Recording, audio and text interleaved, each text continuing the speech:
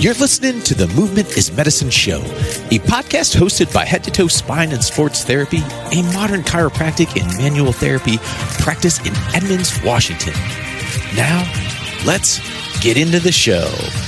All right, well, let's dive in, man. So you are currently out with an injury that you sustained playing rugby. So why don't you tell us what happened? Well, I wish it was more exciting, to be honest, but it was totally basically just me in the ground. It wasn't a contact injury with a person. What had happened was I was going to score, and in rugby, you have to touch the ball to the ground to actually score officially. That's why they call it a try, which is weird because they call it a touchdown in football. You don't have to touch down, but it is what it is. So anyways, I dove in on turf, which obviously we know turf's less accepting than the ground. And when you dive, with rugby, you usually put an arm out to brace your fall, and then you tap with the other hand.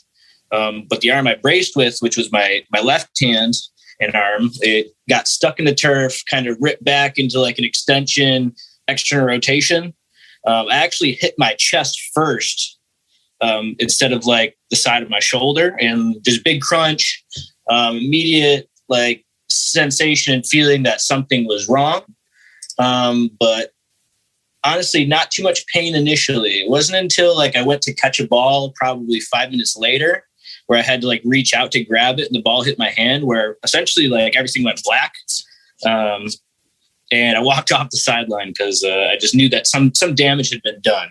At that point, I thought I just tore my labrum, but it ended up being a little bit more substantial than that. Okay, so it's interesting, right? So there's a sound, there's a crunch, kind of internal sound, not immediate pain.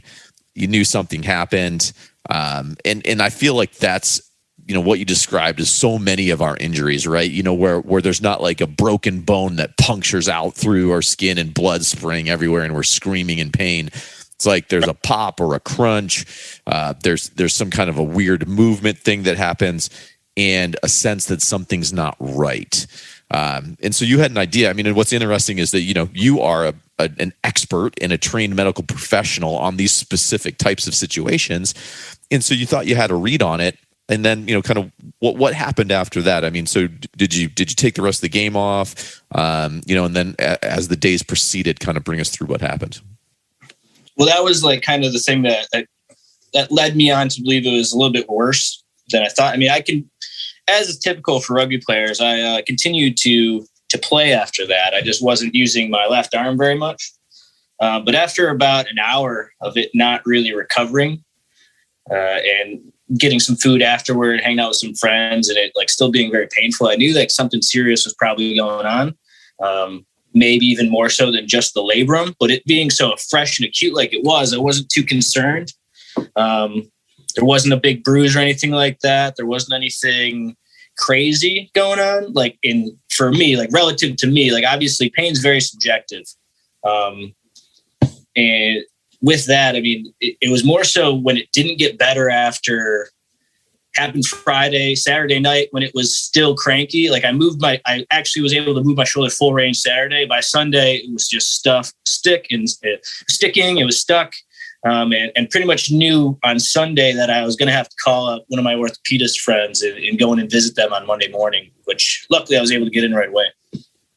Okay. Yeah. So you kind of hit that 3-day mark-ish that we talk about with people. And we've mentioned this before, when it's in that 2-3 days and things aren't getting better or they're getting worse, or you're continuing the sense of being stuck in that feeling of, man, something more than I thought is happening. And then you took action to go get it checked out. Absolutely. I mean, it's anybody, and especially people that are active, unless it's a severe pain, a 9 or a 10 out of 10, I'd say I was pretty close to that. But at the same time, I'm more of the watch and wait guy. I've been in I've had some issues in the past, with knees and stuff like that. That's been 10 out of 10 acute wise, but it's gotten better each day. This one not getting better at all. And honestly, even 2 weeks after, it still wasn't better. So that being the case, ended up being a fracture in there. You had to get there's a lot more damage to the labrum than initially thought. Luckily, my rotator cuff was still intact and all my ligaments. But realistically, like the structural damage was done, and the only real way to fix it was to go and get it repaired with surgery. So this is one of those cases where, and you know, we see patients in the clinic, right, where we have to, after doing some diagnosis, say, okay, yeah, this is something that there's probably going to require a surgical option. And so this is one of those cases where there was interior damage done that needs surgical repair. And then of course, when that is the case, oftentimes there's a quite a bit of recovery period on the back end. So, so how have you had the surgery? Yeah, I had the surgery. It was 2 weeks ago today, actually. And what surgery did you have exactly? So, well, like with any acute injury like I had, where there was trauma involved, like you get an X-ray first, like regardless of like what you think. Like me being one, friends with the doctor, and like also having experience dealing with labrum issues, I pretty much knew there was a labral issue. But first thing we did was take an X-ray, and there was actually, I chipped off like part of the bone on the top of my humerus, where the rotator cuff attaches, where the deltoid attaches. So anytime I would lift my elbow like up and out or try to go overhead, essentially just pull on the bone, which it started off being non-displaced, but 2 weeks later when we re-X-rayed it, it was actually, there's about 1.5 to 2 centimeters of space in between the bone. And with that, you got to get that repaired. So, I went to see Dr. Mike McAdam. He's one of the best doctors in Washington, if not in the U.S. in general. Does a lot of work with pro football players, rugby players, soccer players, whatever it is, baseball. He was pretty much like a good friend of mine. He's like, hey, you got some damage to that labrum. We could see it on the MRI. He's like, but I don't really know like how bad it is until I go in there. Due to my previous medical history, he's like, there might be more damage to that actually led to the fracture in general. And that ended up being the case. Once they went in, they repaired the labrum, which was about 70 to 80% torn on the posterior wall. And with that, you're going to have a lot of shifting forward of the humerus, which is probably why when I went and reached out to grab that ball to catch it, why everything after that just started a cascade of pain. Likely that, I mean, it's kind of like a toss up on what caused the fracture, whether it was like the contact with the ground or like the actual action of what I was just describing. But either way, he had to go and screw that bone down and basically screw it into the humerus bone so that it could heal, because it just wasn't doing so by itself. Yeah. Wow. I mean, so it was quite a bit more complicated than even what you had initially had thought. And then even as you got into it after a couple of weeks, it was a lot going on there. Yeah. With the fracture, you're thinking like 6 to 10 weeks. With the labrum, it's more like 3 to 4 months. So, and that's just to get back to like full go. That's not like you can't do anything for that long. That's basically 4 to 6 months to be full go playing high level, elite level rugby. Okay. And I probably won't be doing that anyways. So at the end of the day, you get some time. You got to take it. Like bone heals a lot faster than connective tissue. So the labrum being repaired is pretty much that's the main thing. That's kind of like a watch and wait, and you got to just take each day by day with that thing. I've seen some labrums where people can't move it, and then all of a sudden, like a week later, they've got full range. So it's kind of a toss up with that area. So as you're going through this process, yeah, I'm sure you've been a practitioner provider for people who are dealing with or going through some of these post-op issues and some of these challenges and providing, advice or whatever. But that oftentimes is different or it expands on that experience when you're going through it yourself. When you think about some of the key kind of insights or challenges or issues that you feel like you're going through right now that you have, you want to share your thoughts on, what's kind of top of mind? With the shoulder and like, any ball and socket joint, like if you injure like your hip or your shoulder, you essentially lose a whole limb. So initially that was hard for me to deal with initially, because it is more like I like to move around a lot. I'm kind of a fidgety person. To have like my arm, which is in a brace right now with like a rib pad on it, so like it's pretty locked in. That was one of the, I guess, the more frustrating things, is that you just feel like you can't do anything. And there's definitely a point where, like, probably like 2-3 days after the surgery, where I was just feeling sorry for myself, kind of just getting down on the dumps. Luckily, I had a great support group with friends, roommates, and my mother actually came into town because she knows how bad this surgery can be. Pretty active family, and a lot of friends in nursing and whatnot. So she pretty much called everybody to find out what it was like. But it's more so like you said, you gotta stay on top of it. Like, the way I'm looking at it right now is it's more so like personal development than anything. Like, I like working on things, like, and improving like myself. So right now I'm working on like day trading with stocks and stuff, getting a lot better at that, like reading some books that I've always wanted to read. There's some things that I'm planning to do, like once I'm slightly more capable, like probably after next week when I visit the doc and he gives me the okay to do rehab, I'll probably start doing a little bit more like videos and staying busy. That first week and a half after the surgery, I don't think the sun was out once. So that was kind of hard. But now that the sun's out, I've been out walking around outside a lot. You can still do a lot. It's just different. And you have to be okay with it being different. It doesn't necessarily make it any worse or a bad thing. Yeah, but I think you do right by calling out how challenging it is initially when dealing with an injury that changes what your capacity is or what you're capable of doing in the short term.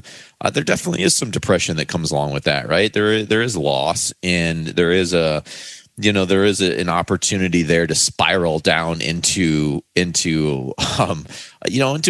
bad spot, into a dark place, and into a place where you feel like, I'm going to lose progress on all this stuff, or I'm going to blah, blah, blah. And the mind can kind of go crazy with all the what if negatives that are going to happen, but I love the call out of having a support system, friends, family, mom, colleagues that helped you, and then you yourself recognizing, hey, I got to shift out of this, and I don't want to, I can't linger in this place where I'm feeling super sorry for myself and just looking at what I can't do and all the negatives. And I love that call out, man. It's like, yeah, I have the great gift right now, which is time to do other things and to work on other skills. I mean, time is the great gift if we think about it. I mean, and so, yes, would you have chosen to get injured? No. So was the time forced on you? Yes. But now that you have it, it's like, okay, cool. What can I do to make use of this time in a way that is going to move me forward in my life and provide something for me to focus on? Yeah, 100%. I mean, time is the most expensive thing in the world, in my opinion. And with that, I mean, you just got to use it appropriately. Like I'm going to be in this situation for at least 3 months, right? Before I can go back to work, essentially. So that, I mean, luckily, like with the state of Washington, there's like some cool things like financially that you can do, like FMLA, things like that gives me less worry. But again, it's more so about like improving myself right now, so that once I am able to do everything I want, that I just hit the ground running. Like, I don't have to worry about anything. Or I don't have to improve something. It's the preparedness allows for the progression. That makes sense. It makes absolute sense. Yeah. You're incrementally looking at those ways of continuing to move forward, so that as your range of activities expand and your capacity for new and different movements expand, you're positioned to kind of grab a hold of that and go.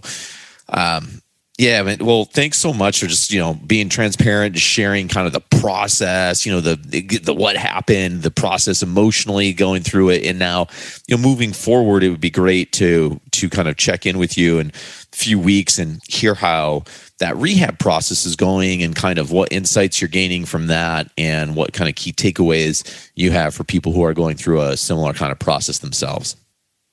Yeah, I mean, the biggest thing I'm learning throughout this entire process, which I was never good at my entire life, is patience. And that's hard still.